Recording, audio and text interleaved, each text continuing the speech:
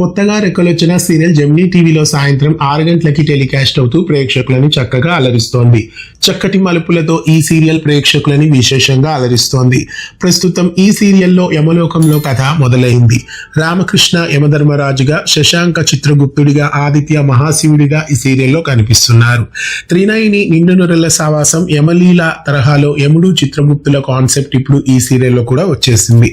అర్జున్ కి మరణగండం ఉందని కథలో చూపిస్తున్నారు. యమలోకంలో యమధర్మరాజు భార్య మీద కోప్పడుతూ ఉంటాడు. ఆ సమయంలో ఉంగరం జారి భూలోకంలో పడిపోతుంది. అది కావేరి చేతికి దొరుకుతుంది.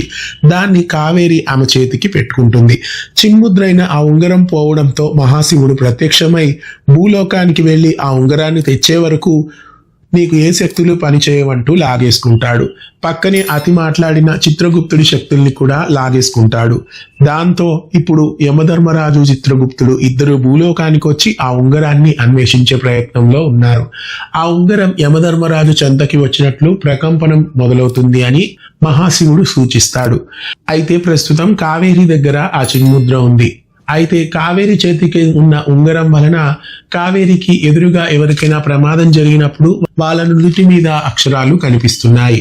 అలా అర్జున్ కి మరికాసేపట్లో ప్రాణగండం ఉందని చూస్తుంది కావేరి.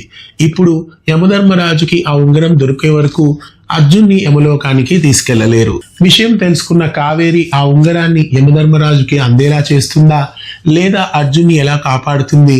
ఇంతకీ కథలో ఎలాంటి ట్విస్టులు ఉండబోతున్నాయి? ఇంతకీ అర్జున్ చనిపోతాడా లేక బతుకుతాడా? ఇలాంటి ఆసక్తికరమైన వివరాలన్నీ తెలియాలంటే కొత్తగా రెక్కలొచ్చిన సీరియల్ ని మిస్ కాకుండా జెమినీ టీవీలో 6 గంటలకి చూసేయండి. మీలో ఎంతమంది ఈ సీరియల్ ని రెగ్యులర్ గా ఫాలో అవుతున్నారు కామెంట్ చేయండి. ఇలాంటి మరెన్నో వీడియోస్ కోసం ఛానల్ ని సబ్స్క్రైబ్ చేసి గంట కొట్టేయండి.